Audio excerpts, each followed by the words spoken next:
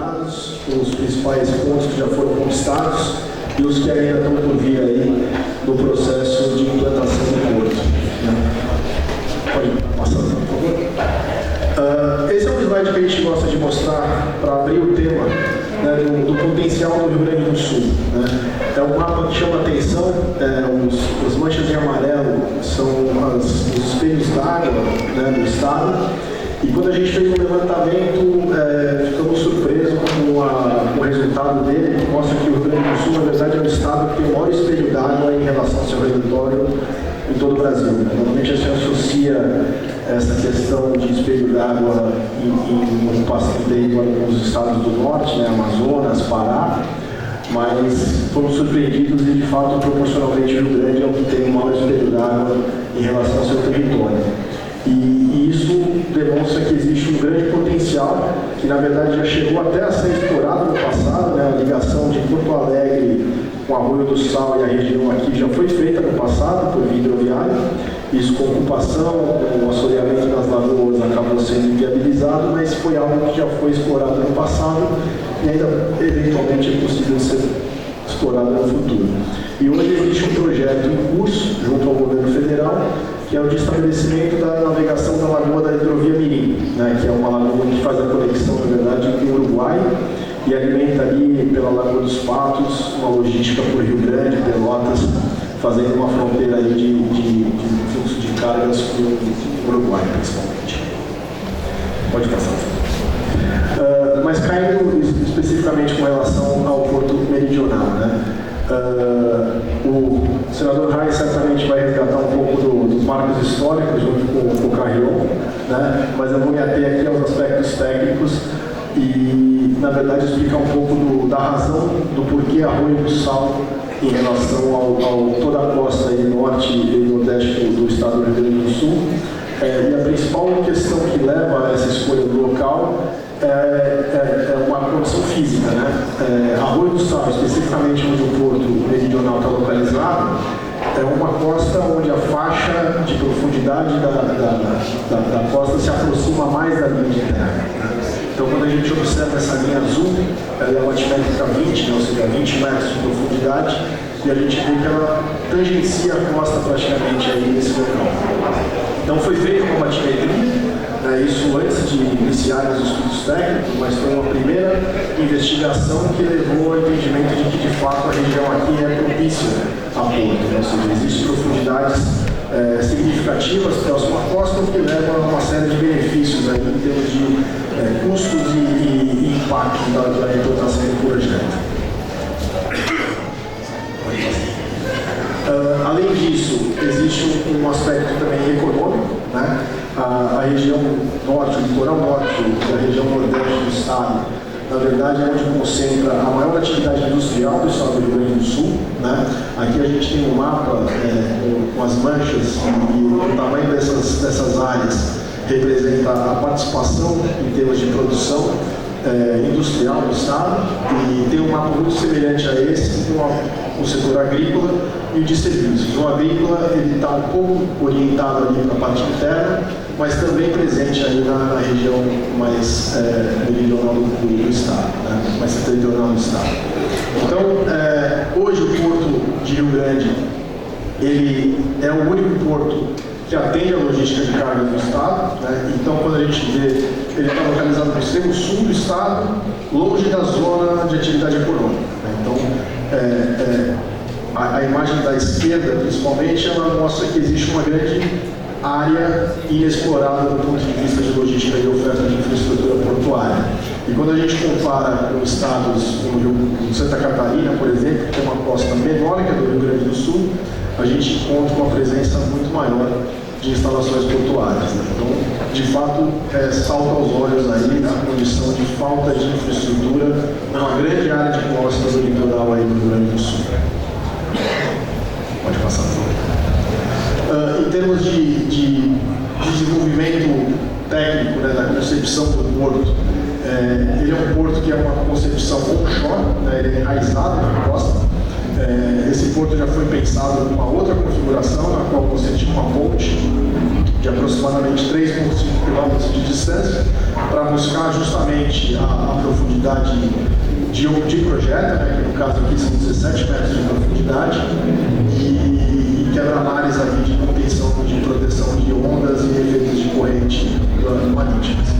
E a gente foi pensando e entendeu que justamente por essa condição de já ter profundidades próximas à costa, faz todo sentido você ter esse porto enraizado na costa. Do ponto de vista operacional, é algo extremamente mais eficiente você ter um porto enraizado do que ter uma logística que leva 3,5 km para dentro da água, no qual você tem que levar dutos, esteiras, transporte de caminhão.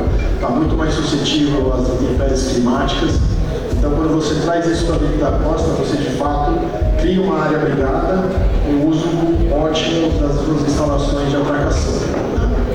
Então, isso é um processo que veio evoluindo ao longo dos anos, com os estudos que foram desenvolvidos, uma série de modelagens foram feitas, né, com matemáticas, modelos de simulação, modelos de estudos hidrodinâmicos, e isso ainda vai evoluir para um estudo físico. A última análise técnica desse projeto, na verdade, é uma modelagem física que é feita no sentido de otimizar as instalações de proteção. Então você testa isso numa escala reduzida, mas ainda real, e aí você permite ainda otimizar os quantitativos de rocha necessária para a área de proteção. Em termos de espaços operacionais, o porto ele foi pensado como um porto multipropósito, né? No sentido que o estudo de mercado que foi desenvolvido, ele mostrou que existe potencial de captura de carga de vários perfis, né? Obviamente o container é a carga âncora, é a carga que justifica o empreendimento, até pela condição de proximidade com o polo de Caxias e Novo Hamburgo e toda a região ali de produção industrial. E, ao mesmo tempo, ele também tem uma vocação para cargas granelizadas, né? Principalmente aí grãos e fertilizantes, em termos de granéis sólidos, mas combustíveis também é uma carga bastante importante e com grande potencial de operação por esse porto. A gente tem hoje uma realidade da monoboy de Tramandaí, que é uma operação extremamente ineficiente, incerta e custosa. E quando você tem uma área abrigada, isso é uma meta, um sonho para esses operadores que tem toda uma condição climática incerta, e isso gera uma série de transtornos logísticos. Né? Além do porto, das instalações marítimas de retroárea, também está sendo considerado, dentro do escopo do projeto e do licenciamento ambiental do curso, uma ponte que sobrepõe a Lagoa de Itapeva e faz a ligação do porto com a rodovia 101, que é a principal rodovia transportadora de cargas aqui da região. Em termos de capacidade, é um porto desenhado para uma operação de até 53 milhões de toneladas por ano. Obviamente, essa é uma capacidade plena do projeto, ele nasce com uma capacidade que é uma fração disso, uma demanda que é uma fração disso, mas tende a evoluir aí ao longo dos anos, e ele foi desenhado com uma capacidade aí vislumbrando uma operação de 50 a 100 anos na frente. Então, dentro de todas as modalidades. E aí um destaque, que não é exatamente uma carga, mas tem uma relevância na relação porto-cidade e no vetor de desenvolvimento turístico, que é o terminal de passageiros, né? Ele faria uma condição de ter uma recepção de um cruzeiro, fazer toda a interface com a região, com o litoral e mesmo com a serra e todas as atrações turísticas do estado que são inúmeras. Então também foi pensado um espaço específico para essa operação. E uma coisa que é interessante, por toda essa modelagem hidrodinâmica que foi feita, aquele espigão mais ao norte, ele está até deslocado da área portuária em si, ele tem uma função específica de reduzir o nível de sedimentação nas áreas internas do porto que são dragadas para se atingir as profundidades de projeto. Mas ele acabou gerando uma área de sombra, né? Não portuária. Então, existe uma área grande aí que pode ter um uso diverso, algo que a gente ouviu muito ao longo dos estudos e dos debates que foram feitos, é a falta de um abrigo entre Torres e basicamente Rio Grande. Você não tem uma condição de abrigo natural, diferente de estados mais recordados, com o litoral mais recortado. Então esse espigão geraria uma área de sombra, um porto seguro, uma área de lazer, para atracação de embarcações de lazer, de pesca e outras atividades. E a praia em si, é um destaque também que vale ser feito. O porto ele não traz nenhuma interferência direta com a praia. Obviamente, vão haver estruturas de sustentação de esteiras, de dutos e de pontes rodoviárias, mas a praia ela vai ter livre trânsito e não vai ser bloqueada em nenhum momento, em nenhum sentido. Então, e a praia que fica entre esses dois elementos de proteção, ela vai ser uma praia extremamente balneável, né? Vai ser um mar muito calmo, sem essa energia toda que é presente aqui nesse litoral, em termos de ondas e correntes. O projeto prevê um investimento de mais de 6 milhões de reais, né? Isso considerando toda essa infraestrutura necessária para trazer o abrigo e as condições de atracação dos navios, o acesso à ponte sobre a Lagoa do Itapeva, e depois o grande investimento que é feito pelos próprios terminais, né? Com os armazéns, com os tanques, os equipamentos de transporte de carga, os próprios berços de atracação, né? Então, é um modelo muito próximo do que a gente vê nos portos públicos, como Rio Grande, Ituba, Paranaguá, do qual existe uma autoridade portuária, no caso a Porto Meridional, que provê e mantém uma infraestrutura que vai ser usada pelos terminais. E aí cada terminal é responsável por implantar e operar a sua superestrutura. E por isso eles têm uma contrapartida de remuneração pelas áreas que eles ocupam e pelas movimentações que eles desempenham. Esse é um pouco do roteiro do licenciamento, né, ambiental. O processo vem sendo conduzido junto ao IBAMA. É um processo longo, né? Como a gente vê, o termo de referência inicial foi em 22. Depois disso, o grupo teve um processo de organização, de estruturação para justamente tocar esse estudo ambiental, né? É um investimento significativo, não só de tempo, mas também de recursos. E ele tem uma série de etapas, né? A primeira dela é a RIO, na qual se pede ao IBAMA uma autorização para ir a campo, resgatar animais, resgatar flora, para fazer os estudos justamente. Foi um termo de referência que foi muito criterioso por parte do IBAMA, né? Até porque é um empreendimento inédito na região, então não existem outros estudos dos quais se podem usar como fonte e como base. Então foi um estudo pioneiro, e por ser um estudo pioneiro ele tem que ser muito bem feito e com uma atenção muito especial aí a todos os elementos necessários aí para dimensionar os seus impactos e, por consequência, as suas medidas mitigadoras e compensatórias. Hoje a gente se encontra num momento de que o estudo já foi feito, foi concluído, todos esses levantamentos de campo, todas essas análises, todos esses diagnósticos. Isso foi apresentado ao IBAMA, agora em março. O IBAMA já fez uma primeira análise, já entende que existem elementos que precisam ser melhor explicados ou melhores, algumas complementações. Isso está sendo feito exatamente agora, e a partir disso, com a devolutiva dessa revisão para o IBAMA e a aprovação do IBAMA dessa versão atualizada do estudo, o próximo passo são as audiências públicas, né? Isso aqui é um espaço público, mas não se caracteriza como uma audiência pública na qual existe de fato uma interação com a população, na qual são colocadas as dúvidas, as críticas, as sugestões.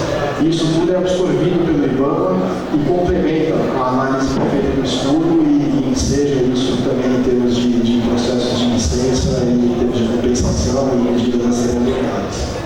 Então, dentro do cronograma esperado, a gente entende que as audiências devam ocorrer ainda esse ano, né? Com as licenças, a análise do IBAMA e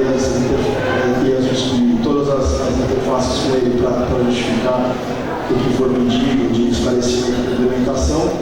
Completado esse curso, a licença prévia, que dentro de todas as 3 licenças, sem dúvida é a mais importante, que é a qual atesta a viabilidade ambiental do empreendimento.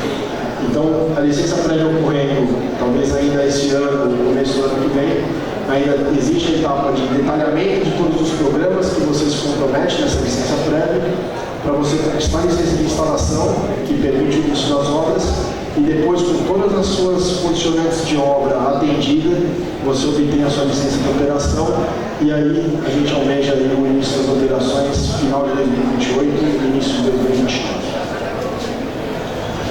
Dentro de todo esse processo de implantação do porto, existe uma necessidade de uma série de autorizações e licenças. Obviamente, a licença ambiental é a mais complexa, a mais crítica e a mais relevante, mas tem todo um arcabouço de licenças que são necessárias além da licença ambiental.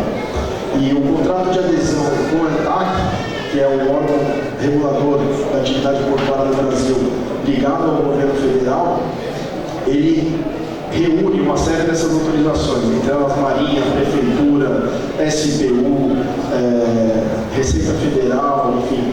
Ele elenca um rol de licenças que sejam uma autorização do governo que mostra que, além de estar alinhado com as políticas nacionais de desenvolvimento portuário, o Porto também carrega uma série de autorizações aí para a sua implantação.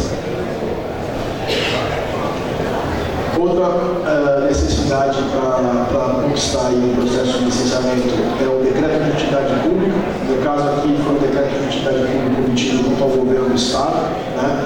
Isso ele tem um objetivo específico de complementar a licença ambiental para fins de supressão de vegetação.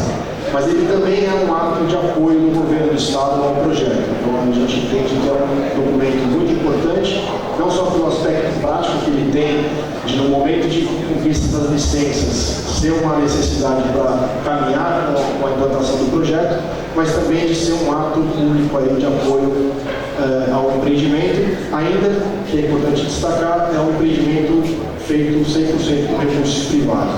Não existe financiamento ou investimento público na implantação do projeto. Nesse rol de licenças e autorizações, existem outras frentes aí também sendo desenvolvidas, na qual o Porto não tem uma participação direta na sua obtenção, mas obviamente é uma necessidade de ser conquistada nesse caminhar de desenvolvimento do Porto, né?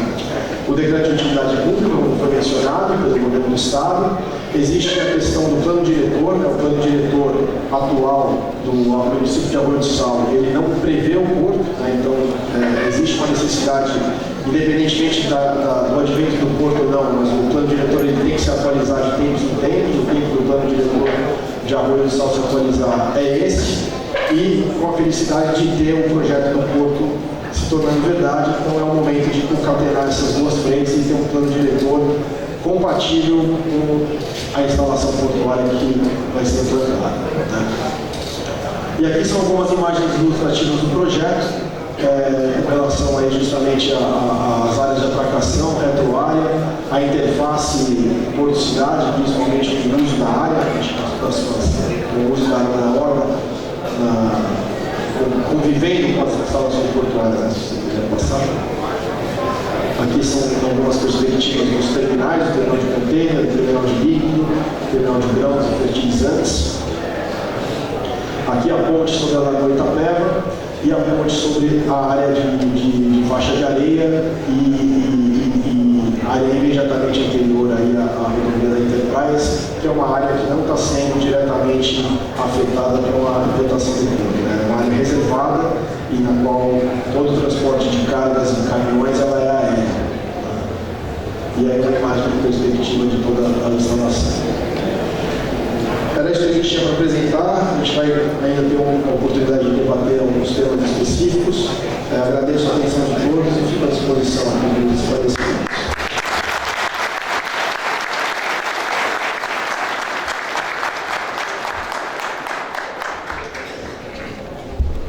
Obrigado, Daniel.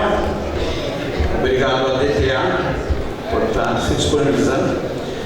Então, rapidinho, pessoal, vou passar a palavra para o nosso presidente da Câmara, Matheus Coelho Ribeiro, ele que pensou, organizou, se determinou para que esse evento acontecesse. Então, eu peço a vocês que recebam ele com uma salva de palmas.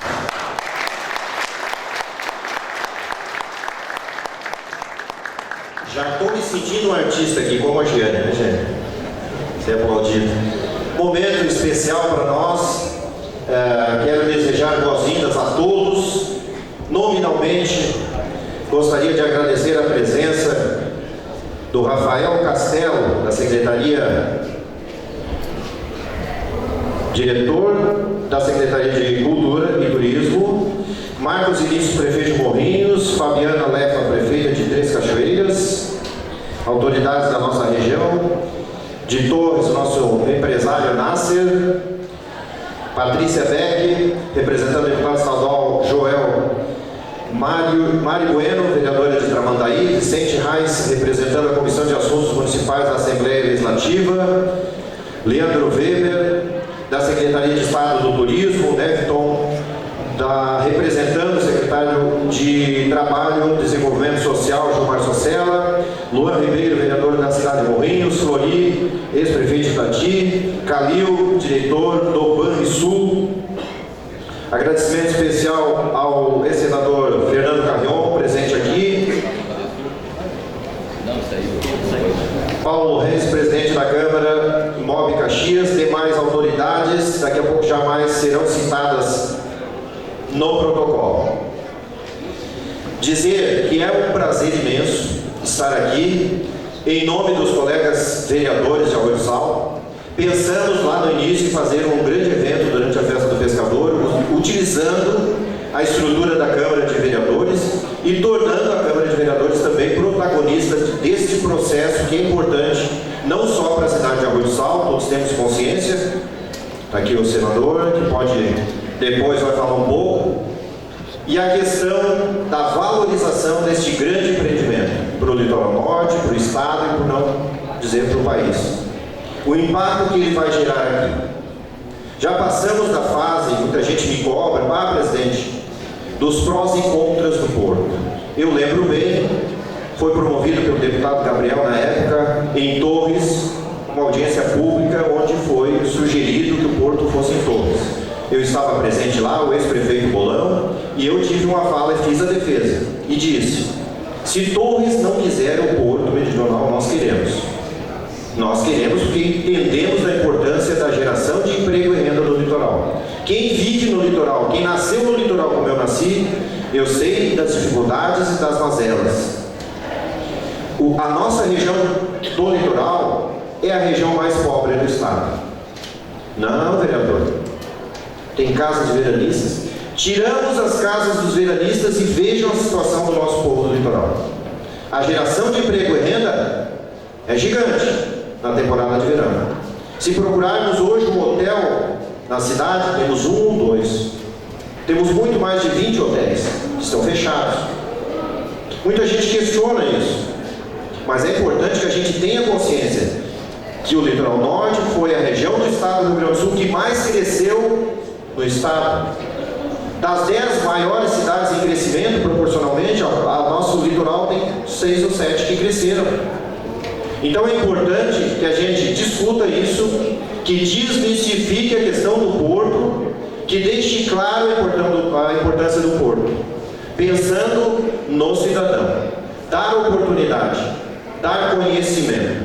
Nós só podemos discutir alguma coisa se a gente tiver domínio da matéria. E essa é a meta da Câmara de Vereadores de Arroio do Sal, com essa reunião, digamos assim. Me cobraram também bastante, a população vai poder fazer perguntas? Sim, nós temos ali um grupo de trabalho, as pessoas que tiverem questionamento, por favor, só levantem a mão, serão direcionadas, será anotada a pergunta, e aqui no final, então nós passaremos para a Giane, para a gente responder o que for possível ser respondido. Ok? Convido Giane Guerra, é um grande prazer recebê-la com um forte aplauso.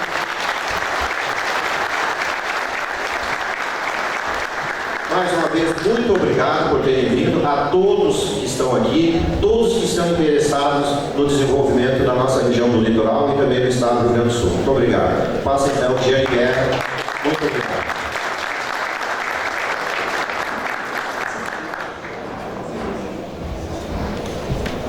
Muito obrigada.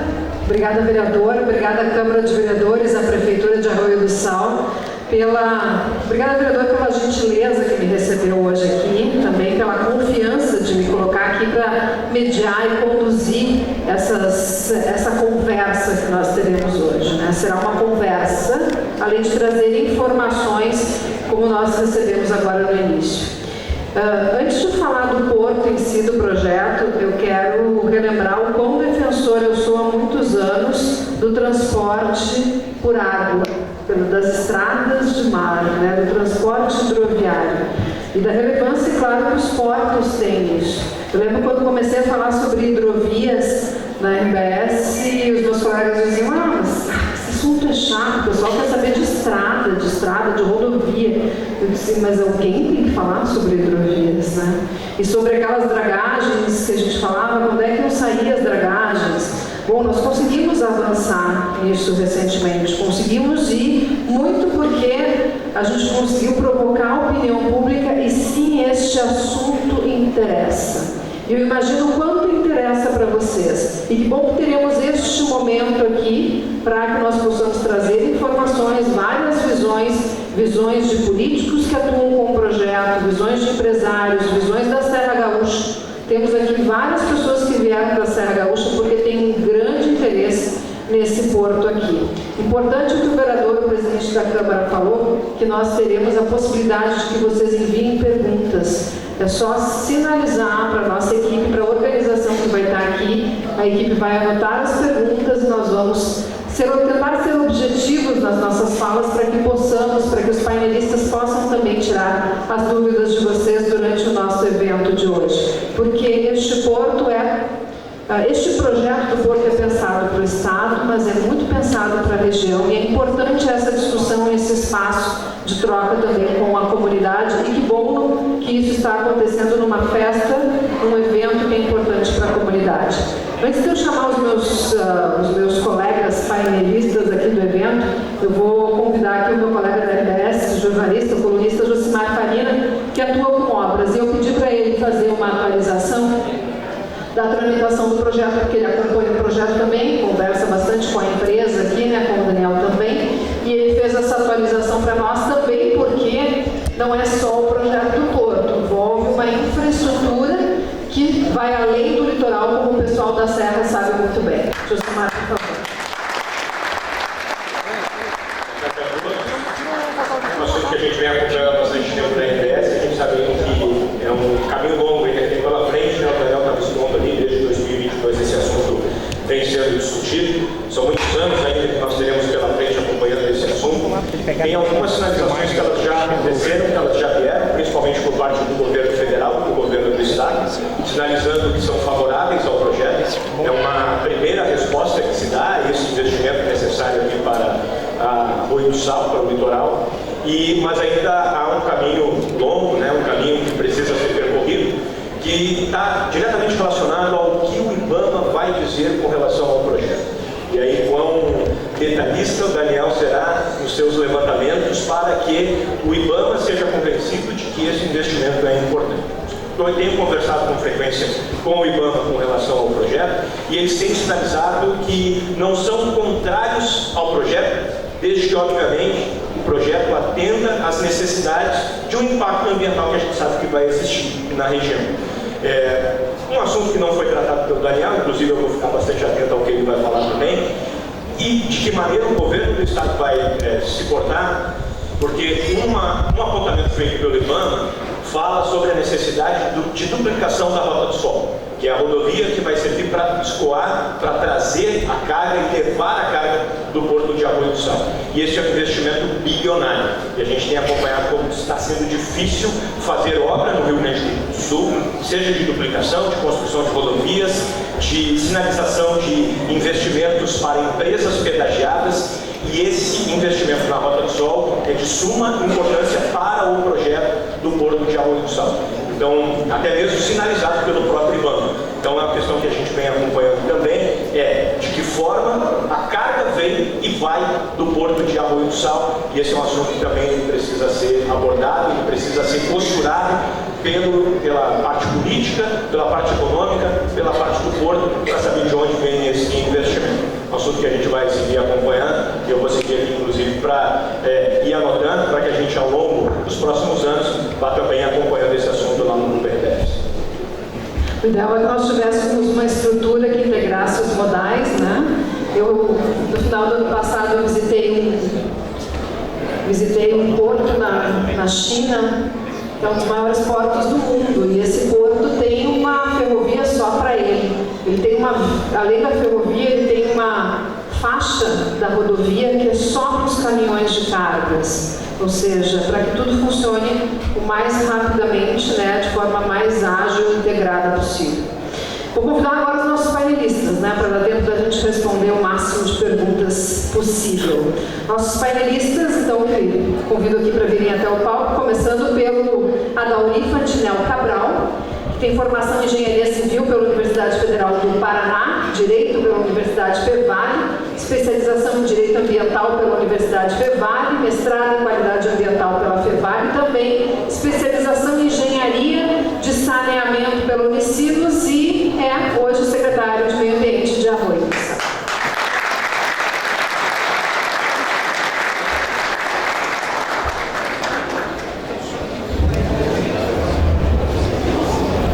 Convido também a Adriane Perim de Oliveira, prefeita reeleita do município de Nonoai e presidente da FAMURS, Federação das Associações dos Municípios do Rio Grande do Sul.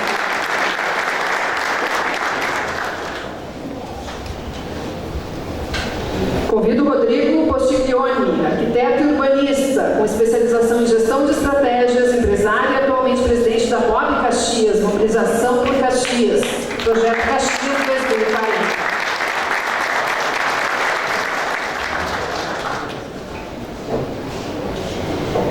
O senador Luiz Carlos Reis, convido aqui para subir ao palco, senador, formação com engenharia, agronomia, ex-prefeito de São Borja, deputado de 4 mandatos, e atualmente senador da República, e como todos sabem, é um dos principais articuladores do Porto Meridional junto ao governo federal.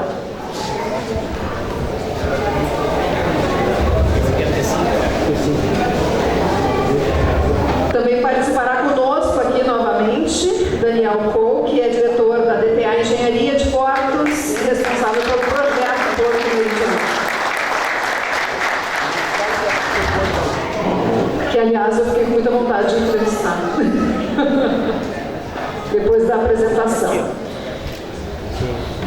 Também convido Isur Corro, professor, músico e escritor, eleito deputado estadual no 2º mandato pela região do Vale dos Sinos, e atualmente presidente da Frente Parlamentar de Apoio do Porto Meridional.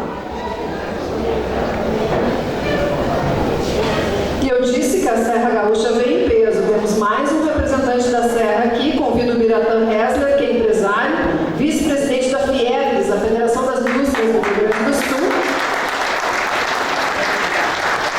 e também presidente do Sindicato das Indústrias Metalúrgicas, Mecânicas e de Material Elétrico de Caxias do Sul e região CIMEX e vice-presidente da Festa da UF.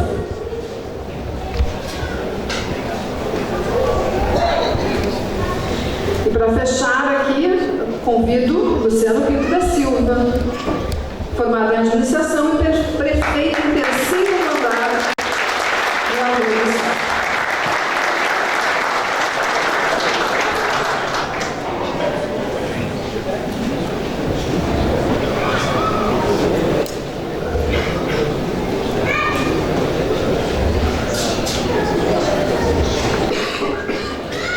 Todos apostos, então, também vou sentar aqui no meu lugar para a gente começar. Nós teremos essa rodada inicial com manifestações dos nossos convidados, né? E lembrando que depois, conforme for o nosso tempo, nós vamos responder as perguntas que vocês vão encaminhar. Eu vou dar início aqui passando a palavra para o nosso prefeito. Prefeito, 3º mandato, já há bastante tempo acompanha essa discussão e esse projeto, e conhece aí a caminhada que foi para ele até chegar até aqui e certamente está bastante interessado e acompanhando o que falta ainda. E a comunidade está aqui, né, prefeito? Queria que o senhor começasse falando um pouquinho da relevância do projeto para cá. E ali, com certeza, bastante interessado. Mas eu diria que não é só eu que estou interessado. A grande maioria da população gaúcha está interessada. E nem poderia ser diferente. Porque quem é a favor do desenvolvimento. Eu não participei das primeiras reuniões, algumas das reuniões, porque eu voltei agora, fui prefeito em 2 mandatos, de 2009 a 2016. Ali também fui eleito presidente da FAMURS, a nossa presidente hoje representa o municipalismo do Rio Grande do Sul.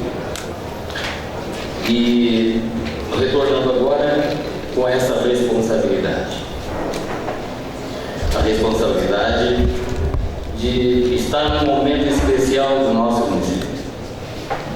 Nós temos que entender, já foi dito aqui, que essa obra ela é de interesse nacional e eu falei isso, inclusive, estava junto do senador Caio, senador Mourão, os diretores da DTA, e seu presidente do IBAMA, que a obra é de interesse nacional. E eu tenho certeza absoluta que aqueles que são favoráveis ao desenvolvimento, porque têm a consciência da importância do Estado do Rio Grande do Sul possa voltar novamente a figurar como protagonista no cenário nacional, no aspecto econômico e social. Não podemos pensar diferente. Quem pensa diferente tem o nosso respeito. Nós respeitamos, mas não significa que a gente concorde. Arroio do Sal, diante da sua realidade, e o presidente da Câmara, eu parabenizo pela iniciativa, Matheus Coelho, já disse algo que é emblemático, que não é muitas vezes trazido à baila nos debates, que é o aspecto que a região do litoral norte é assim, uma das regiões mais pobres do estado. De tirar, foi dito aqui, a casa do veranista, você não viu que só. Nós temos recebido, e também repetindo o que disse o presidente Matheus, nós temos recebido aqui, não só o Sal, mas todos os municípios da Orla, um contingente muito grande de pessoas que se aposentam, está vindo, todos na busca de oportunidades. Então, dos 10 municípios que mais cresceram no estado do Rio Grande do Sul, em termos populacional, 7 é do litoral. Significa dizer também, e eu posso dar como exemplo, como prefeito, que nos primeiros 100 dias do município, que o IBGE diz que tem 11 mil habitantes, nos primeiros 100 dias de gestão, só na área da saúde, foram 53 mil atendimentos. Significa dizer que nós precisamos de recursos, que não se faz saúde, que não se faz educação, que não se investe no déficit habitacional, que não se investe no social, no turismo, na infraestrutura viária, sem recursos. Eu tenho grande respeito àqueles que defendem o meio ambiente, que nós também defendemos. Mas só que nós temos, e é uma questão de conceito, o que nós pensamos é o seguinte: tu não consegue defender o meio ambiente se tu não tiver recursos, se não tiver dinheiro. E nós não vamos defender o meio ambiente promovendo a pobreza e a miséria. Aqueles que estão contra, possivelmente não dependam, mas já tem a sua vida tranquila e econômica. E aqui tem vários prefeitos, eu saúdo a todos que aqui estão, meus colegas prefeitos, inclusive esses prefeitos, que sentaram na cadeira de prefeito, onde tudo acontece nos municípios, os recursos estão centralizados a nível federal, é nós que somos cobrados. E nós estamos preparados para isso. Estamos preparados para isso. Agora nós sabemos, e nós já vimos, não só nos procurar, mas nós indo na casa de muitas pessoas em que o pai de família, a mãe, está muitas vezes chorando, porque não tem o que dá de comer dos seus filhos. Não tem. Porque nós precisamos gerar empregos. Essa é a maior política social. Nós temos dois interesses que nos dão dignidade. Um é do nosso lar, ter uma casa. O outro é do nosso emprego. E mais trabalho. Já estou concluindo, mas é importante fazer essa reflexão. E aqueles que são contrários, como eu falei, eu respeito, que quando chegar em casa, botar a cabeça no travesseiro, faça uma reflexão. Visitem as casas daqueles que mais precisam. Converse com os jovens que estão se formando no ensino médio sem perspectiva de futuro, tendo que ir embora de Arroio do Sal. Muito embora, eu digo, não estou defendendo Arroio do Sal. Arroio do Sal é apenas um instrumento. Talvez Deus ter escolhido em ordem alfabética dos municípios aqui do litoral. Escolheu Arroiozal para dar as condições para que o estado do Rio Grande do Sul volte a crescer, não só em termos de população, mas voltar a se desenvolver, gerar emprego, renda, resgatar a autoestima da nossa gente. E como eu falei, mais uma vez, eu respeito quem diz não ao porto, eu respeito, mas eu quero dizer também, ao mesmo tempo, que eu respeito muito mais um pai de família que está buscando uma oportunidade de trabalho para dar um alimento ao seu povo.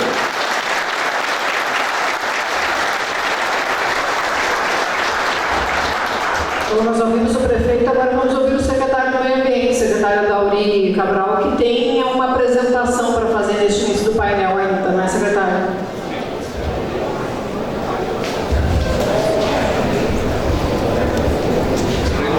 Lembrando, né, pessoal, que aqui a estrutura da festa sentiu, né, prefeito, no início da semana, com a ventania, né, até ele estava fora do estado, quando eu vi as notícias, eu mandei uma mensagem para a nossa equipe, que estava conduzindo com a equipe de vocês o evento, e lá, tá tudo bem lá, né, o evento está mantido, e vocês conseguiram refazer a estrutura a tempo para que a festa acontecesse. Que bom, que bom, que bom. Me assustei no primeiro momento. Estamos tendo esses momentos aí bastante preocupantes no estado. Secretário Dauri? Ok? Então tá. Passa a palavra. Eu gostaria de cumprimentar as autoridades aqui presentes, os painelistas convidados, agradecer ao vereador Matheus pelo convite, uma honra estar aqui, e cumprimentar a todos. Eu vou ocupar meu tempo, eu sei que é pouco tempo, com algumas reflexões, não vai ser uma apresentação muito técnica, mas eu acho que é pertinente ao assunto. Meu nome é Adalber Ferdinand Cabral, sou secretário municipal do Meio Ambiente, exercendo esse cargo a convite do prefeito Luciano, qual muito me honra, muito me orgulha e muita alegria me dá. Eu começo a minha apresentação da minha formação porque eu acho que é pertinente ao assunto. Eu comecei minha formação profissional no Colégio Militar de Porto Alegre, fiz minha graduação em Direito Civil na Universidade Federal do Paraná, minha graduação em Direito na Universidade Federal, especialização em Direito Ambiental. Aí entrou o meio ambiente na minha vida. Mestrado em Qualidade Ambiental e especialização em Engenharia de Saneamento. E ao longo de toda a minha vida acadêmica e da minha atuação no setor público e privado, eu sempre me deparei com uma discussão que às vezes se torna um conflito interno. É a dicotomia entre ambientalismo e antropocentrismo. Antropo vem de homem, né? O homem seria o que seria essa dicotomia? Pode ser resumida numa pergunta: quem deve ser o centro das nossas atenções? O meio ambiente? O ser humano? Ou os dois? Mas em qual proporção? Por exclusão, nós tiramos o meio ambiente intocado, que não temos condições de sobrevivência, e o desenvolvimento econômico desenfreado seria uma bagunça. Qual o ponto de equilíbrio? Essa é a discussão. Trazendo essa dicotomia para dentro do tema, vamos fazer uma contextualização rápida. O Porto Meridional, a Porto Meridional, solicitou a LP, a licença ambiental, para o licenciamento do projeto. O IBAMA é o órgão licenciador, não é o município, não é o Estado, por quê? Pela natureza e pelo porte dele. O que o IBAMA vai fazer? Vai fazer a análise do IARIMA elaborada pela DPA, engenharia contratada pela Porto Meridional. O IBAMA fará análise resumidamente do custo-benefício. O que é essa análise? É qual o custo ambiental a ser suportado para obtermos os benefícios socioeconômicos que o Porto trará, que não vão ser poucos. Este está aí o conflito novamente que eu falei entre ambientalismo e antropocentrismo. Muitos me perguntam, mas não é simplesmente a aplicação da lei? Não está previsto na nossa legislação, uma legislação avançada, reconhecida e copiada internacionalmente? Não. Assim como vieram os códigos ambientais cobrindo diversas ações e atividades ambientais, como o Código Florestal, Lei dos Crimes Ambientais, também vieram as legislações prevendo as compensações ambientais. Em suma, quase todos os impactos ambientais podem ser mitigados ou compensados. O que foi acrescentado aí? Um tempero muito forte. É o tempero da subjetividade nos critérios técnicos de decisão. Novamente, o conflito ambientalismo-antropocentrismo. E eu pergunto, quem irá analisar o EIA-RIMA? Quem fará o licenciamento do Porto Regional? E faço algumas perguntas, porque às vezes as respostas estão nas próprias perguntas. Quem vai analisar e licenciar a ponte sobre a Lagoa Itapeva necessária ao porto? Os mesmos técnicos que autorizaram a construção da ponte sobre o Guaíba recentemente? Quem vai analisar e licenciar e autorizar os 5 quilômetros de estrada que o porto precisa? Os mesmos técnicos que autorizaram a construção da estrada do mar, que só no município de Arroio do Sal tem 22 quilômetros? Quem vai analisar e licenciar a zona portuária aquática do porto? Os mesmos técnicos que autorizaram e licenciaram os 7 portos aqui, vizinhos nossos em Santa Catarina? Não sabemos. Ou quem sabe vão ser os técnicos que durante mais de uma década obstruíram os parques eólicos no Rio Grande do Sul na geração de energia limpa devido às árvores migratórias? Não sabemos. Afinal, qual é a solução para isso? É o que todos perguntam. É o bom senso. Me parece que está resolvido o problema. É o bom senso. Não, apenas começamos o problema. Ficou mais grave ainda. Por quê? Porque nem sempre bom senso é consenso. São conceitos separados por um abismo. E quando eu digo um abismo, eu digo de caráter técnico, político, social ou ideológico. Mas muitos me perguntam, mas qual é o teu posicionamento diante dessa discussão? Sendo breve, eu digo que eu tenho meus critérios pessoais. Como ambientalista e gestor público atuando há bastante tempo, sempre eu vou defender e proteger o meio ambiente. Isso sem sombra de dúvida. Essa é a minha missão que o prefeito me deu. Mas nada justifica um cidadão de bem não ter as condições básicas para uma vida digna. Isso passa por um bom emprego, uma boa renda, uma boa moradia, uma boa saúde, uma boa educação para os nossos filhos e oportunidades para quem quer empreender. E isso eu tenho a convicção que o Porto Meridional vai nos proporcionar. E eu acho que essas informações aqui são importantes. Finalizando, é o estudo apresentado pela DTA ao IBAMA.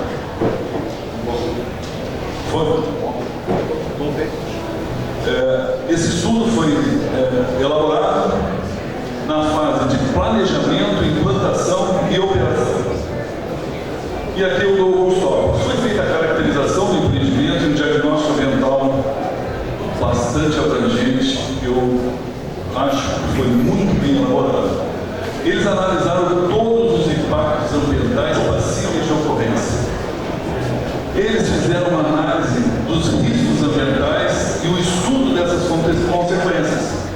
Eles elencaram 15 tipologias, tipo vazamentos, de óleo.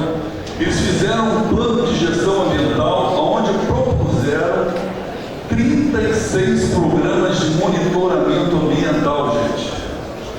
Tem uma previsão para esses programas de mais de 54 milhões de reais, prefeito. Ele foi elaborado, pasmem, isso eu acho que é um número expressivo. Foi elaborado por 54 profissionais, sendo 22 oceanógrafos e 17 biólogos, fora engenheiros, geólogos, engenheiros florestais. Ele é composto por 2.837 páginas. Ele é composto por 2.837 páginas. Na minha avaliação e na avaliação da minha equipe, ele é um documento técnico, denso, às vezes um pouco difícil de ser entendido, principalmente na parte aquática, que nós não temos capacitação, que é o primeiro porto, mas é extremamente abrangente. Eu termino assim a minha fala. Um bom debate a todos e uma boa festa do pescador.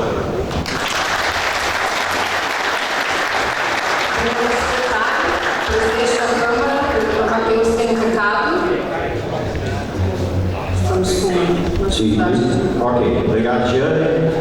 Só para citar no protocolo, agradecer a mídia, rádios presentes aqui, Rádio Panciete, Rádio Horizonte, o Pardal, nosso amigo assessor da FAMURS, ex-prefeito de Terra de Areia, Pedro Steffens, presidente da Microempa, também o Cris Zimmer, da Espanha, Gestão e Investimentos, Manuel Pedro Andrade, presidente da Câmara de Vereadores de Terra de Areia, e também o prefeito de Três Forquilhas, o Rômulo, prefeito em exercício. Obrigado, Giane. Obrigada eu, presidente. Agora eu vou passar a palavra para a prefeita Adriana Oliveira, presidente da FAMURS, para falar um pouquinho, eu imagino, né, também sobre o reflexo, possibilidades do projeto para municípios, né, presidente?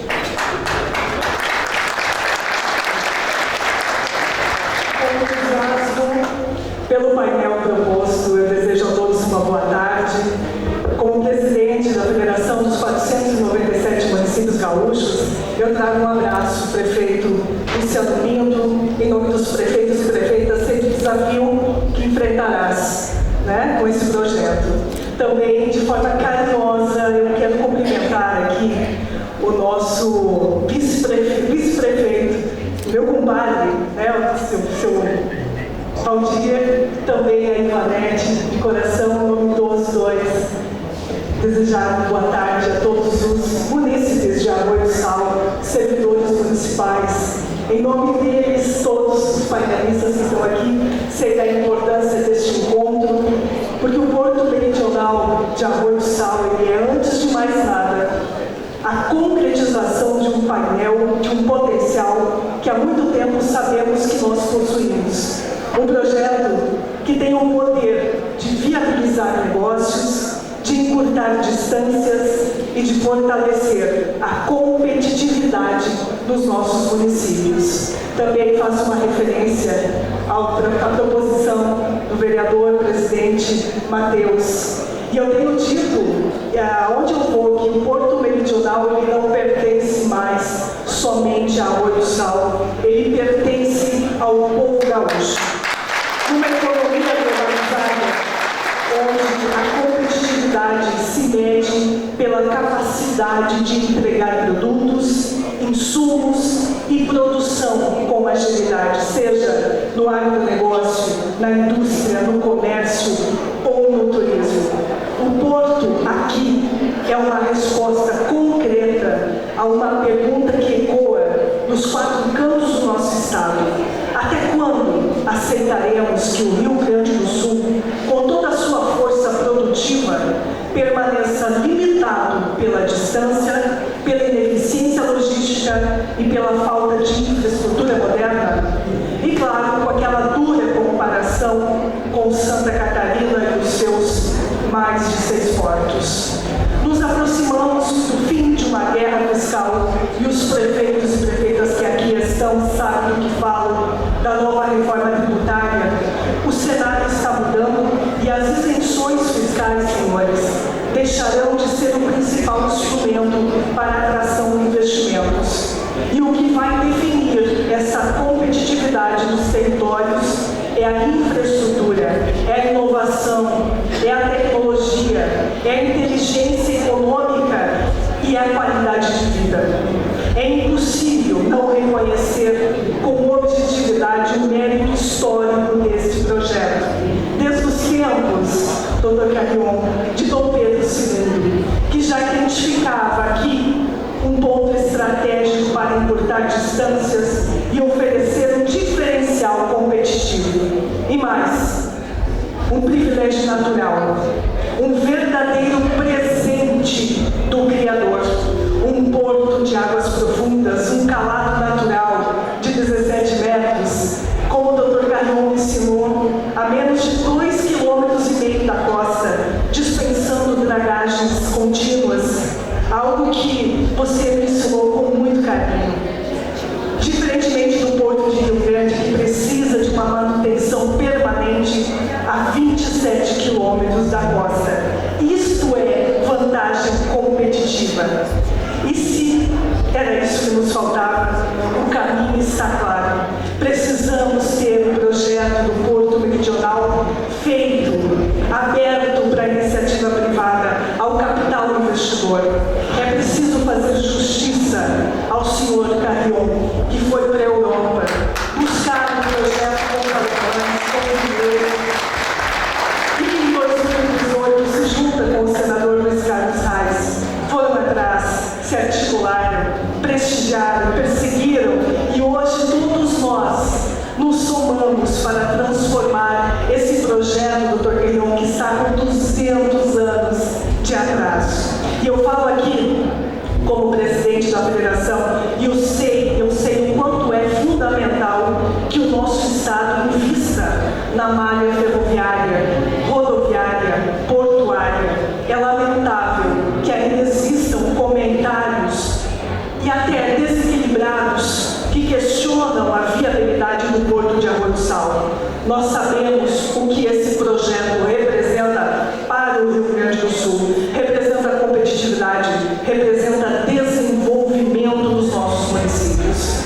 Irá fortalecer o agro. Eu falo também da metade norte do estado, que escoa a produção, que recebe fertilizantes. É inadmissível que a produção da metade norte do estado, que corresponde a 80% da produção de soja, de milho, precise percorrer, gente, 700 quilômetros até o mar, seja pelo Porto de Rio Grande ou seja pelos portos de Santa Catarina e do Paraná. E com o Porto de Arroio do Sal, essa distância pode cair a 400 quilômetros. E isso representa mais do que economia. Significa logística, significa competitividade real, significa dinheiro no bolso do produtor, significa desenvolvimento. Vai atender a indústria metalúrgica da Serra, da capital, será um instrumento de exportação importante e altamente eficiente. E não para por aí. No contraturno, o porto pode servir como um ponto de atracação de uns navios de mais de 360 metros e os transatlânticos turísticos, fortalecendo o turismo do nosso litoral norte como um novo passaporte dos transatlânticos atracados aqui. O nosso litoral já recebe com muita hospitalidade gaúchos, brasileiros, visitantes de outros países durante a temporada, mas o porto, minha gente, traz um destino para o turismo, de eventos, de negócios o ano todo. E é isso que nós precisamos, dessa sinergia com a Serra Gaúcha, com o turismo que vibra. Por isso eu afirmo a todos vocês, o Porto de Arroio do Sal é moderno, é inteligente, é competitivo. É a saída para que o nosso Estado supere a estagnação econômica, rompa com a dependência das privatizações e os arroxos fiscais e abra-se finalmente a um investimento produtivo. Agora é preciso que a gente enfrente com muita coragem e responsabilidade os desafios da legislação ambiental. Mas nós, homens e mulheres, que acordam cedo, que dormem tarde, que fazem a roda econômica girar, nós nos comprometemos com o futuro do nosso povo. Nós temos a missão de olhar essa iniciativa, apoiar como luta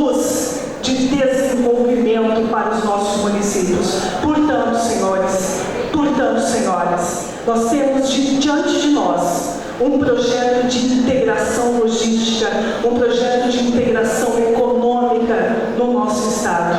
Um investimento 100% privado, estimado em 6,5 bilhões. O Porto Meridional será uma das maiores obras de infraestrutura, assim como foi a Freeway, contribuindo para a geração de empregos, contribuindo para a atração de novos negócios, contribuindo para o posicionamento logístico do Rio Grande do Sul num cenário nacional, num cenário internacional. Que não sejamos pequenos a ponto de dizer não ao Porto de Arroio do Sal. Sejamos, sim, os que acreditam, os que trabalham para ver o progresso e o desenvolvimento econômico do nosso estado, porque sem o desenvolvimento econômico nós não conseguimos fazer o social. Um grande abraço para todos vocês. Força, prefeito. Nós estamos juntos nessa caminhada.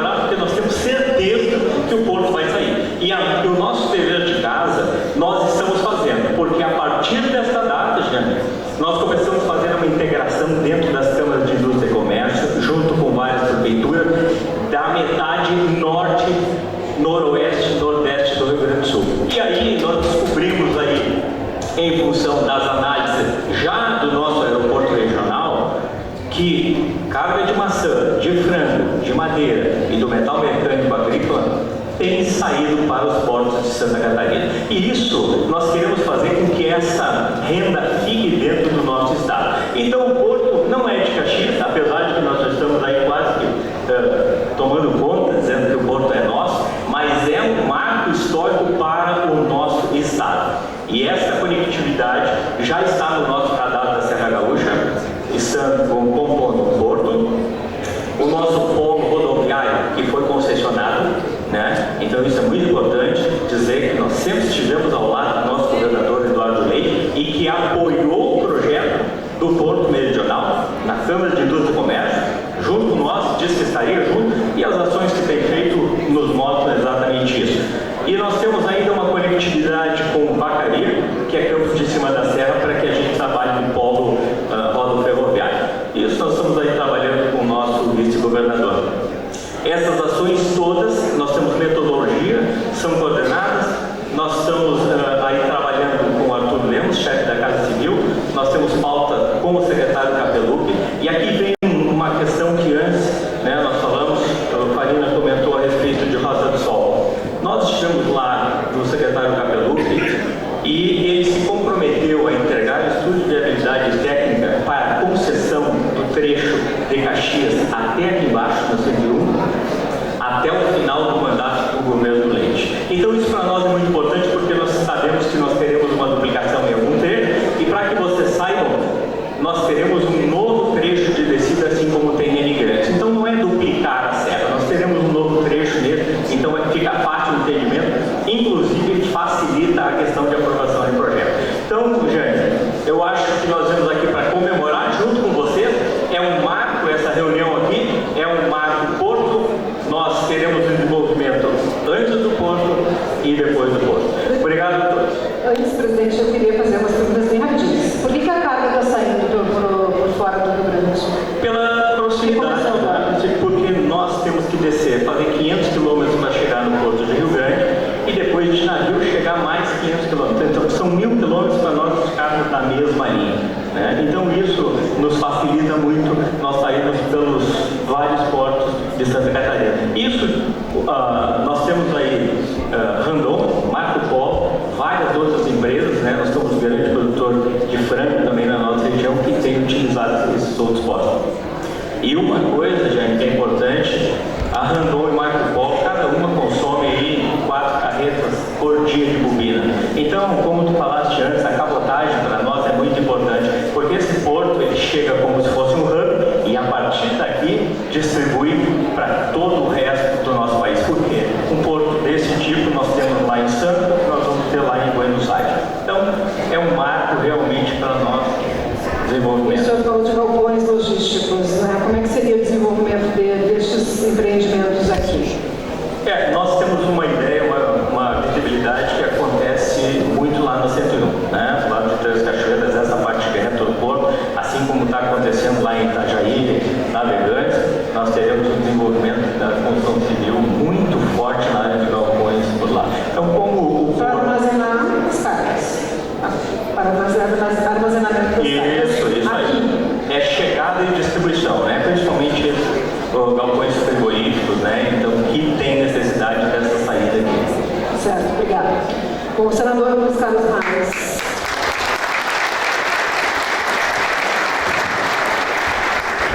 Acho que é a primeira vez que eu ouvi falar do Porto de Arroio do Sal foi o senhor comentando sobre ele.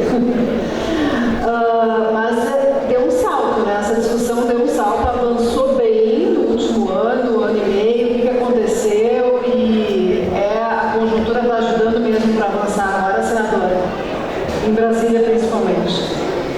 Primeiro eu quero fazer que o senhor se levante. Levante aí, Carrão, por favor. Pode levantar. Pode ficar mais rápido. Esse é o dono do projeto. Se não fosse o Carrão, eu não estava aqui hoje. Obrigado, Carrão. Jane, um pouquinho da história. Era 6 de julho de 2018. Jogava Brasil e Bélgica. E o Luciano. Esse senhor foi lá me tontear no meu gabinete. O que ele falou para a Adriane, eu tinha essa conversa e a partir dali nós estamos hoje, desculpe o pessoal que é contra o Porto, respeitamos as posições, mas Dom Pedro vai fazer o ano que vem, há 200 anos, contratou engenheiros espanhóis que determinassem entre Santos, São Paulo, Montevidéu, Buenos Aires, qual é o melhor local para um porto no Rio Grande do Sul. O local deu aqui. E Matheus, falaste que Torres, nós falávamos em Torres porque Arroio do Sal era Torres. Quando nós trouxemos, a pedido do Carlão, o Ministério da Marinha, para fazer uma batimetria, o local deu aqui, um pouquinho adiante. Nós tínhamos que descalçar a bota, Luciano, que era o Carlos que levantava essa ideia, prefeito de Torres. Aqui está o Nasser, a quem nós pedimos naquela ocasião para o Carlos juntar os prefeitos, vereadores e o Nasser, os empresários de Torres. Juntamos lá um dia quase 100 pessoas, para ver se o pessoal queria ou não queria o projeto. Nós insistimos que o pessoal não quisesse. Naquele dia, 4 ou 5 foram contas, mas 90% foram a favor. E dali nós estamos trabalhando e hoje é uma realidade. É o Corvo. Importante você depois colocar para eles qual é a distância, a diferença de um navio de pequeno calado e um navio de grande calado, que é o que nós vamos ter aqui. Isso muda de figura a questão da logística. Marina, uma colocação a você que falou sobre a Rota do Sol. O Adilson não está aqui, não sei se o Adilson está aqui, mas o Busnel está em nome do diretor do Porto. Esse projeto tem dono. São empresários gaúchos, onde o Adilson é o empresário aqui de Xangri-Lá, que é um dos maiores investidores do projeto. Então, esses são os donos do projeto. Já investiram 92 milhões de reais. Quer dizer, ninguém investe tanto para poder fazer nada. Tem interesse em concluir o projeto. De 6,5 a 7 milhões, totalmente privados. Aqui não tem dinheiro do Estado e nem dinheiro da União, Adriano. Isso é importante que se fale desse tema. Aqui o doutor Bertolucci, obrigado pela presença, pelo Ministério Público. Nós já tivemos uma das primeiras reuniões lá atrás, ainda era o Dalazen, que era o Ministério do Estado, Procurador-Geral do Estado. E nós conversamos com vários promotores naquele momento e também procuradores federais, onde nós vamos apresentar um projeto lá atrás. Já conversamos com o Alexandre de Sal de novo para fazer uma nova apresentação nesse momento, para mostrar o estado da arte nesse instante. Então, Jane, o assunto é importante com relação ao setor fumageiro. O setor fumageiro tem interesse em exportar para Arroio do Sal. Onde é que eles vêm? Pela 287, vão pegar 290, chegam aqui. Fizemos lá isso, também no setor coreano casadíssimo, não com eles. Onde é que o pessoal sai? Pela 474, Santa Antônia Patrulha, Freeway, chega aqui. O Carlão, na primeira questão que me falou, quando começava a conversar, precisamos acertar 285, chamada Serra da Rocinha, que foi iniciada pelo Bolsonaro, termina agora no atual governo, a ligação de São José dos Ausentes com Timbé, Santa Catarina. A estrada está em andamento até o ano está pronta. A ponte é estrada. Toda a parte norte da tua região, Adriane, Erechim, Passo Fundo, esse pessoal vai ser pela 285. Então a parte norte cai por lá, não precisa aqui. Então aqui é a Rota do Sol, pega Caxias e a Serra Gaúcha. Outras regiões são outras estações. Pra vocês terem uma ideia, nós fomos convidados pelo pessoal da Frigorífica Aurora em Chapecó, Santa Catarina, que tem 7 portos funcionando, exporta por Itajaí.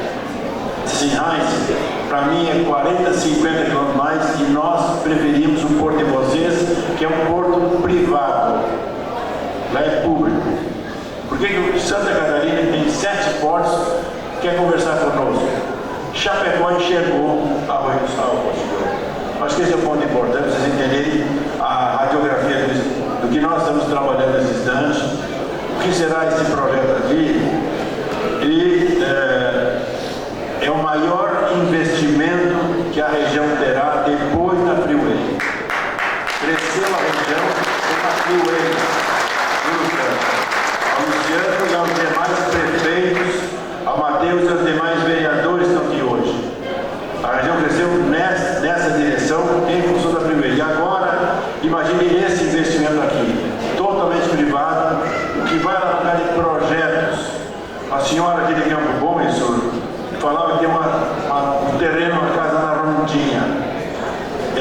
tinha o local do projeto. A região vai desenvolver, como o Postinone falava, o setor metal mecânico, tantas coisas que tem. Nós tínhamos a Braskem e a própria Petrobras, com as monopólios aqui de Tramandaí. No início eles eram contra, gente. Achavam que eles podiam sair pela lagoa, chegar até ali, Caxias, podia chegar até a Braskem, pegar pela hidrovia e chegar lá em Rio Grande. Hoje, assinaram o João Acácio, a DDA ao povo, um convênio de confidencialidade. Para quê?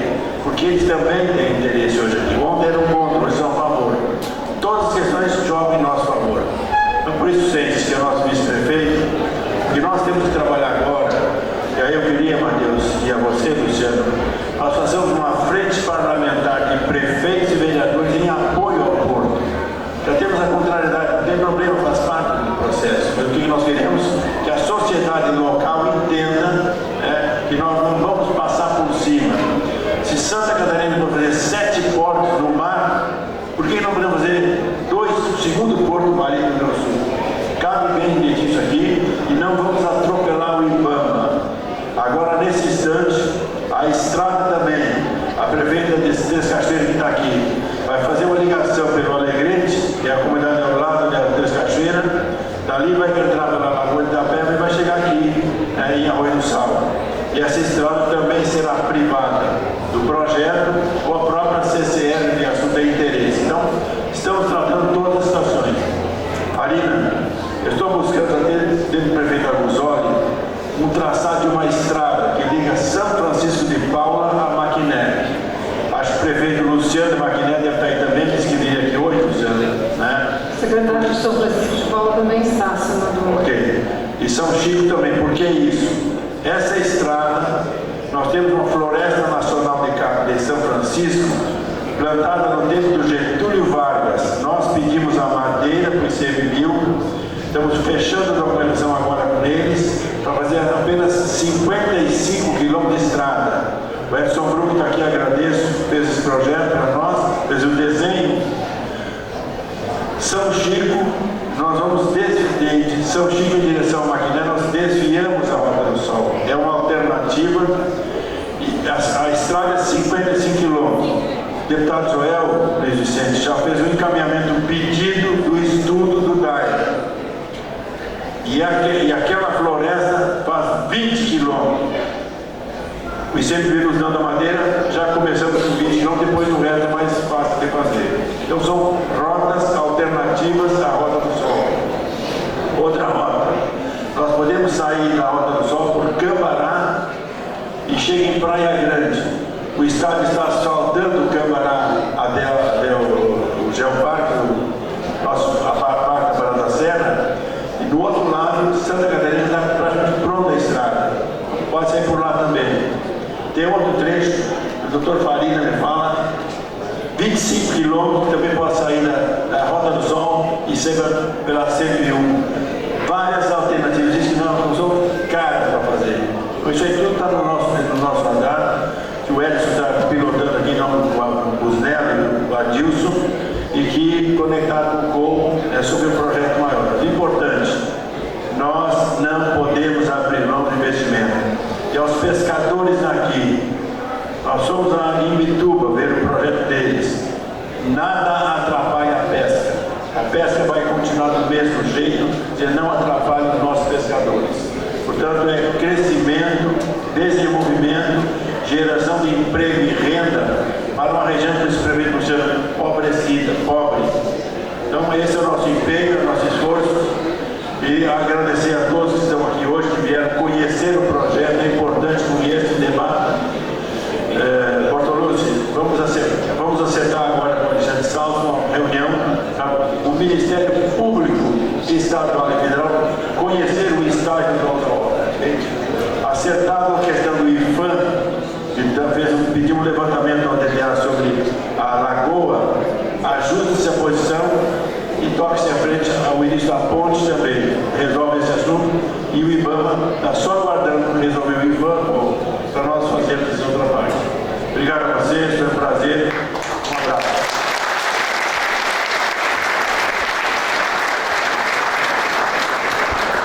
Bom, o senador fez um checklist de como é que está a situação do trabalho da articulação pelo Porto.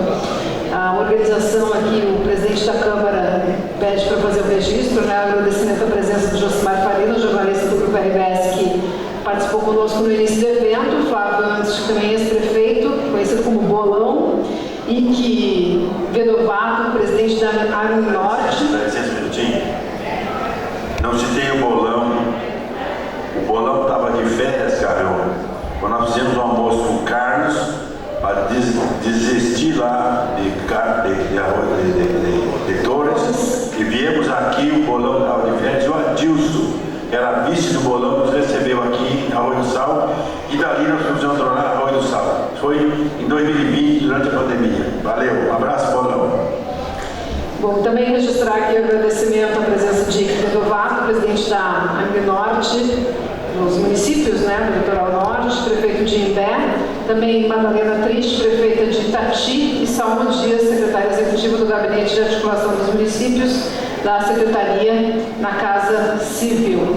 Bom, diretor Daniel, a gente falou, os nossos panelistas aqui falaram sobre a resistência ambiental que tem, né, quando responderam a essa resistência, mas existe também uma resistência econômica, principalmente da região do Porto de Rio Grande. Mas na sua apresentação ali o senhor colocou como, me pareceu que seria, a intenção é que as atividades sejam complementares.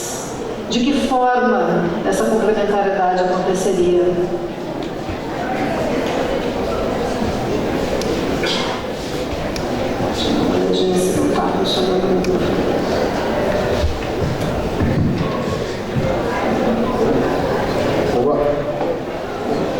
Obrigado pela pergunta. Com relação à primeira parte aí, com relação às questões ambientais, né, mais do que as econômicas, o Porto inevitavelmente vai estar numa área sensível do ponto de vista ambiental, ou está num estuário, ou está numa área de costa. Então, qualquer empreendimento portuário passa por um crivo muito rigoroso de licenciamento ambiental, por estar justamente numa área sensível do ponto de vista ambiental.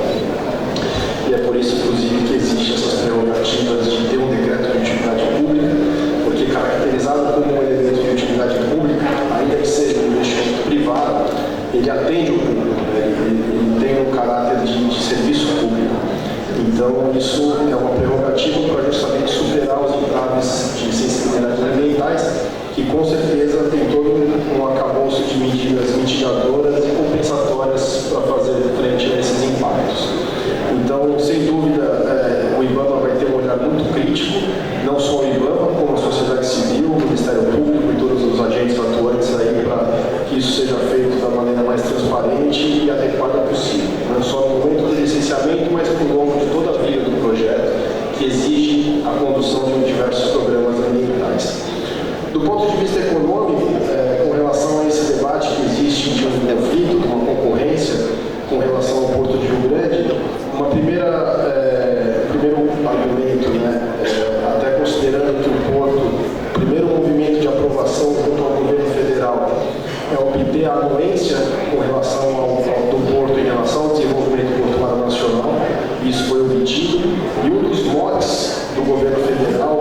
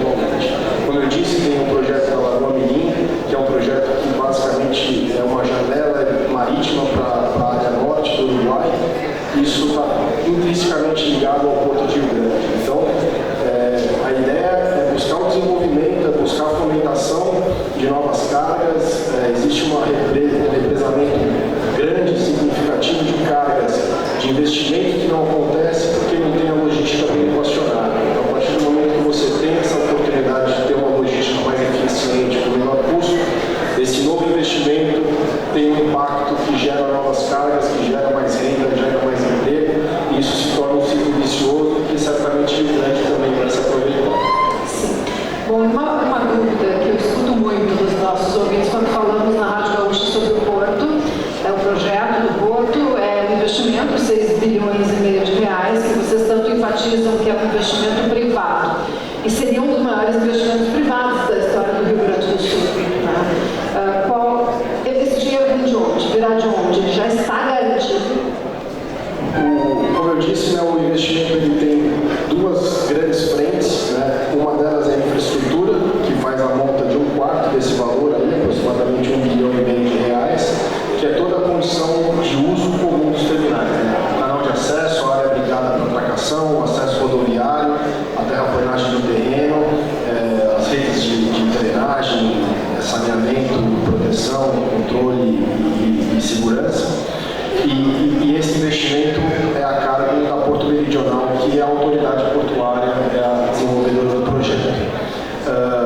Hoje, o grupo ele tem os recursos necessários para fazer frente ao que está sendo feito, que é exatamente a aquisição das áreas, desenvolvimento dos estudos ambientais, desenvolvimento dos projetos de engenharia. E, obviamente, existe um planejamento para fazer frente a esse investimento de R$1,5 bilhão, que, obviamente, conta com recursos financiados no mercado de capitais e também com a possibilidade de entrada de outros sócios. Né? Existem interesses aí de autoridades portuárias internacionais que têm um viés de atuar justamente no desenvolvimento de portos, outros agentes empresariais, enfim. Existe uma composição que pode ser feita, mas em grande parte existe a condição de você financiar esse projeto. Em que momento se avançaria com mais velocidade nessa captação dos valores? Isso é determinante a questão de licenciamento ambiental. Existem conversas em curso, tanto com originadores de carga, tomadores de carga, operadores portuários, investidores interessados, mas são conversas ainda que determinam uma condição para o licenciamento, ou seja, não é possível se consolidar nada nesse momento. O licenciamento ambiental, na figura da licença prévia, é de fato o divisor de águas ali para o elemento seguinte, que de fato é a implantação, a busca dos recursos e toda a estruturação financeira necessária para isso. Com relação aos outros R$4 bilhões, esse investimento também vai ser pulverizado entre 4 ou 5 terminais. Obviamente, o maior montante de investimento é no terminal de contêineres, mas também que conta com possibilidade de ter um operador, recursos do operador, financiamentos. Existem linhas subsidiadas aí de financiamento vocacionadas para esse tipo de infraestrutura. Então, isso tudo é um mosaico que tem que ser composto, mas certamente a licença ambiental é o divisor de águas para se iniciar esse processo. Geralmente é assim, né, em empreendimentos privados, né, que tem essa captação a ser feita. Bom, antes da gente passar para deputados, fazer o registro também da presença de Marquinhos Lang pela FADERPS e Luciano Silveira, prefeito de Maquiné. Deputado Surpó, o que a Frente Parlamentar estão fazendo neste momento e o que mais aí que o senhor tem plano de fazer em prol dessa mobilização pelo projeto? Gê, muito obrigado pela oportunidade de participar, agradecendo na figura do prefeito, do presidente da Câmara e a todos aqui representados. Eu destaco a importância de estar nesse painel e trazer um apanhado muito breve do que a Frente Parlamentar se propôs desde a sua criação. A Frente Parlamentar na Assembleia Legislativa é um dos mecanismos que nós, deputados, temos de montar grupos de trabalho, prefeita, onde a gente possa tratar de um mesmo tema e manter um fórum permanente aberto para debater assuntos pertinentes para o Estado. A Frente Parlamentar tem cerca de 30 assinaturas e o que ela tem mais feito nesse ano, desde o seu lançamento em 2022, é ir a campo conhecer a realidade de municípios, cidades, regiões que receberam investimentos de portos recentemente, conhecer regiões que têm expertise no cluster e aqui eu vou citar alguns exemplos. Minha última reunião da Frente Parlamentar aconteceu na última quinta-feira na cidade de Rio Grande, visitando a 18ª Coordenadoria de Educação para entender quais são as demandas dos cursos técnicos de uma região portuária. Qual é o tipo de estudante que é formado na rede estadual, na rede técnica, para suprir as demandas do setor portuário? E me traz curiosidades: logística, eletrotécnica, eletrônica, administração.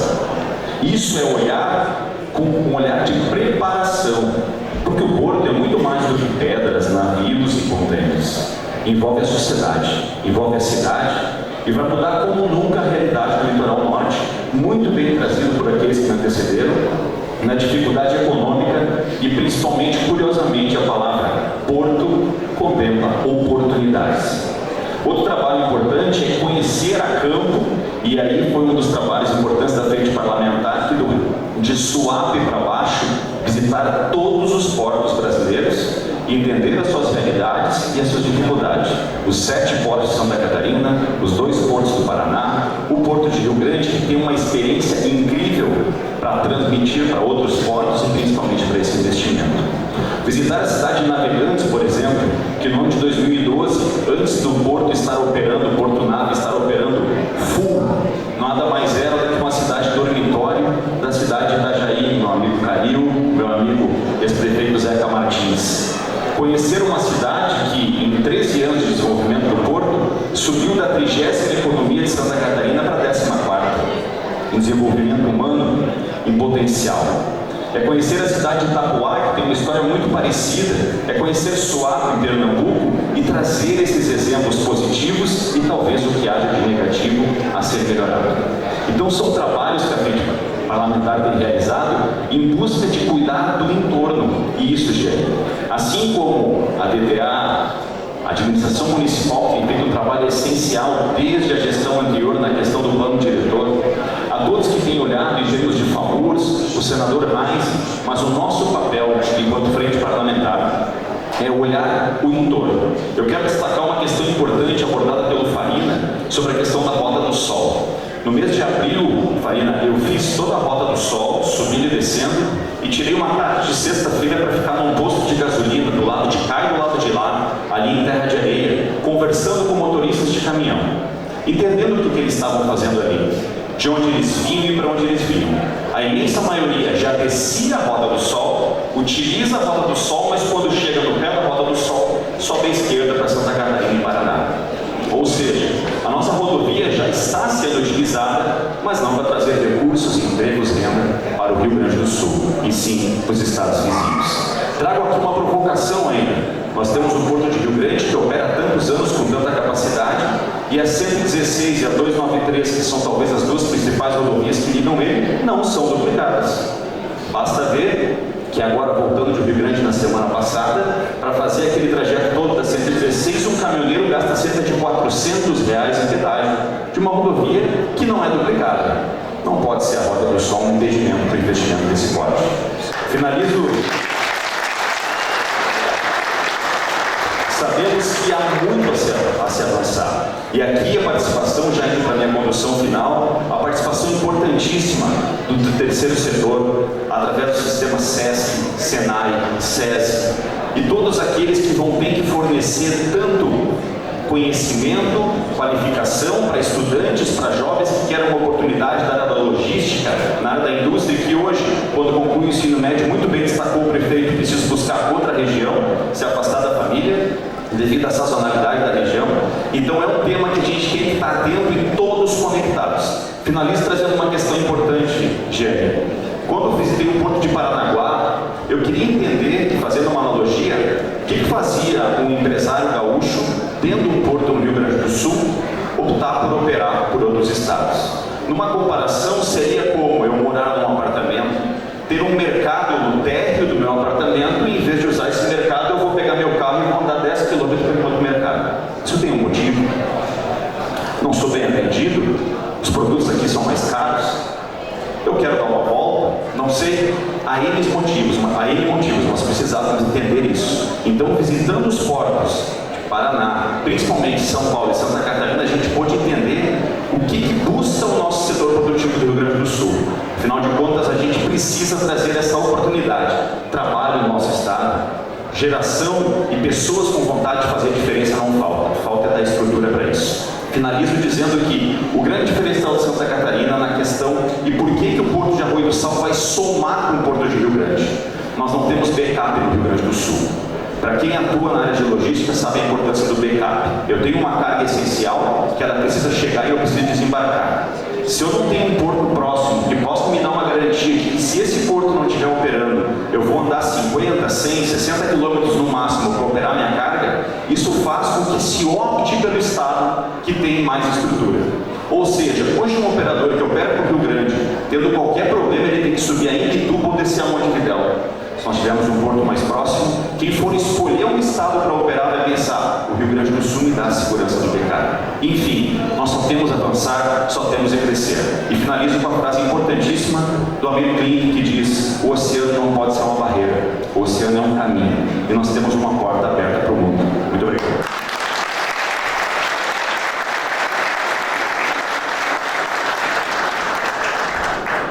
Obrigada, deputado. Faço também o registro aqui da presença do desembargador Marcelo Bertolucci, representando o Conselho de Relações Institucionais do Tribunal de Justiça do Rio Grande do Sul. O prefeito antes falou da carência de investimentos, que é uma região pobre, o presidente da Câmara de Vereadores também. No meio de vocês está um representante do setor industrial mais relevante de peso do Rio Grande do Sul, que é a Serra Gaúcha, Caxias do Sul, região. O Biratã Reza, que é presidente do Sindicato das Indústrias Metalúrgicas, Mecânicas e de Material Elétrico de Caxias do Sul, região CIMEX.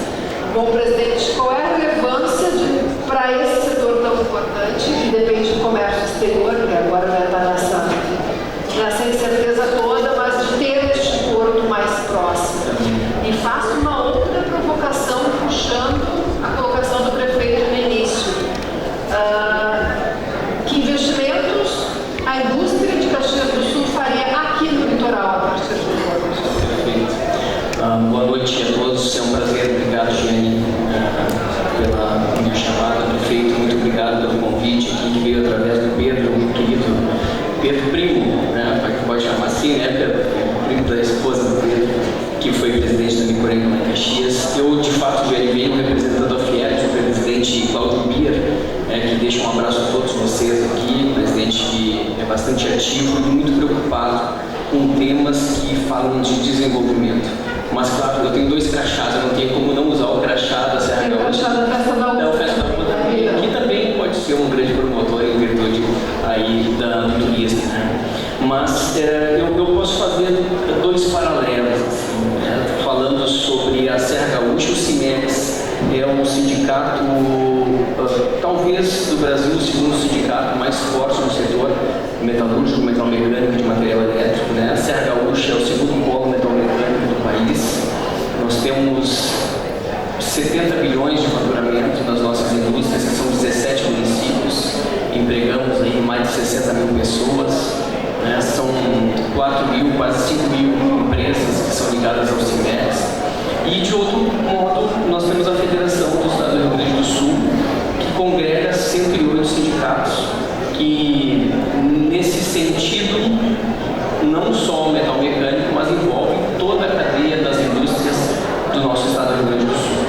Quando a gente olha Caxias do Sul, nos últimos 5 anos, Caxias exportou aproximadamente 6 bilhões de dólares. Então, para construir alguns portos com essa exportação que nós estamos lá. O Rio Grande do Sul, em torno de 20 bilhões de dólares nos últimos 5, 6 anos. E o que nós defendemos, tanto o CIMEX quanto a Federação das Indústrias? Defendemos a competitividade das indústrias. Defendemos que as indústrias elas possam ser competitivas, e para ter competitividade tem que ter um livre mercado. Para ter um livre mercado, quando tu falou aí sobre um e não ter nenhum, um backup, como foi comentado aqui, eu lembro que meu pai dizia: mira, quem tem um não tem nenhum, quem tem 2 tem um. Ele falava muito nesse sentido. A Serra Gaúcha ela enxerga, assim como o Postiglione, que é o presidente do MOB Caxias, no começo que nós apoiamos lá no CIMEX, ela enxerga assim o porto como sendo uma grande alternativa de competitividade. Na Federação das Indústrias, a competitividade é um dos pilares, inovação é um dos pilares, retenção de talentos é outro pilar, e a competitividade do nosso Estado, através da reconstrução do Estado, é um outro pilar. Então, quando nós ligamos todas essas informações, e colegas aqui de painel, não existe outro cenário propositivo do que o apoio ao desenvolvimento do Estado, o apoio à competitividade, que é através de iniciativas inovadoras, iniciativas que possam fazer com que o Estado ele seja um Estado que, dentro dele, nós podemos ter oportunidades. nós não tenhamos que mandar nossas cargas para outro estado, ou que nós não tenhamos alternativas em virtude de algum outro componente, né? Então, nós não olhamos detrimento de um e apoio ao outro, nós olhamos a competitividade e o desenvolvimento do Estado. Então, é nesse sentido que a gente enxerga. Sobre apoio, né, é um fato que sim, as indústrias que nós temos, duas nomeadas pelo Rodrigo, mas nós temos a Tramontina, que é um grande exportador. A Tramontina agora, né, que nós conversamos hoje pela manhã de vender, a Tramontina ela é uma grande exportadora e que vai sofrer muito o mercado agrícola. Ela leva muito isso, né? Mas Randon, Marco Polo, a Randon ela tem várias indústrias. Uma indústria muito importante é a indústria de fricção de freios. Essa é uma indústria que exporta muito, tem um mercado internacional muito forte. Mas a gente tem que olhar para outras indústrias também. Nós temos indústrias que são de fora do país e que estão sediadas em Caxias do Sul, na região, que exportam muito. Nós temos indústrias de armamento que exportam muito. Nós temos indústrias de cilindros que exportam muito. E aí, se nós olharmos a federação, nós temos um mar de indústrias de vários setores que são exportadores. Tem uma alternativa, nós enxergamos como sendo benéfica. Tem uma alternativa a mais para que a gente possa desenvolver os nossos negócios através do livre mercado, de ter um entendimento do que é melhor para mim, é o que nós defendemos. Então, entendemos sim que o porto aqui de Arroio do Sal, ele é um porto importante, ele é uma alternativa importantíssima e ele puxa o desenvolvimento, né? Falamos em rodovias e uma das rodovias, se a gente for olhar, a BR-116 não alavancou o desenvolvimento de Caxias do Sul, né? Caxias do Sul teve o seu desvio através do Randon, teve o desvio para dentro de Caxias, ela alavancou, ela tem um caminho, leva com todas as suas peculiaridades. Mas quando nós falamos em logística, que nós somos deficitários no estado do Rio Grande do Sul de logística, a vinda de um porto ela é extremamente benéfica para o desenvolvimento das indústrias. Muito obrigada, aliás, sobre essa conversa que nós tivemos hoje, né, presidente? Conversamos, fiz uma entrevista com o presidente do SMEC sobre o impacto do tarifaço dos Estados Unidos na indústria metalmecânica da Serra Gaúcha, no setor de bens de capital em especial. Aliás, uma das melhores entrevistas que eu fiz até agora sobre esse assunto, e ela vai ao ar no programa na Rádio Gaúcha no domingo pela manhã. Convido vocês para entenderem um pouco o reflexo desse setor que, como eu falei no início da apresentação, é tão relevante aqui para o setor industrial do Rio Grande do Sul, para a economia do Rio Grande do Sul, entendermos o que está acontecendo. Bom, pessoal, eu falei tanto, nós falamos tanto, né, presidente Matheus, da possibilidade de responder perguntas, mas nós exploramos o nosso tempo.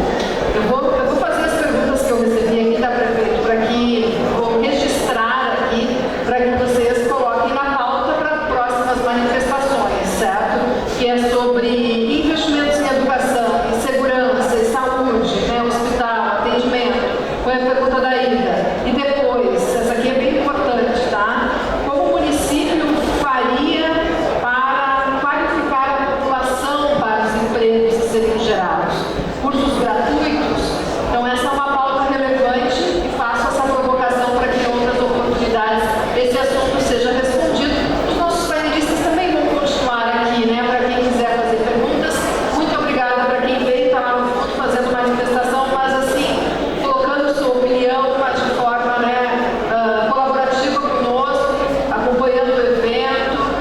Que bom que a discussão está sendo feita assim, que bom que vocês organizaram neste momento aqui. Muito obrigada a todos pela presença, obrigada aos painelistas. Prefeito? Só rapidamente, eu acho que são oportunidades, e eu sei que hoje teremos, eu quero convidar todos depois para ir para o palco principal. Daqui a pouquinho eu vou chamar uma lista na hora certa da Rádio Gaúcha, prefeito. Tá bem. Mas de qualquer forma, então, já está fazendo o encerramento, né? Eu só rapidamente. Tá? Eu quero convidar a todos para depois ir para o nosso palco principal. Certo? Mas, antes de encerrar, é que eu só quero fazer um registro. Eu sei, em razão do tempo, nós teremos outra oportunidade que eu quero convidá-lo, essa pessoa, para estar conosco num outro momento, porque nós devemos celebrar sempre, quando lá, aquelas pessoas que têm a coragem de fazer investimentos, que hoje não está fácil, né? Principalmente para a segurança jurídica. Eu gostaria de citar aqui a presença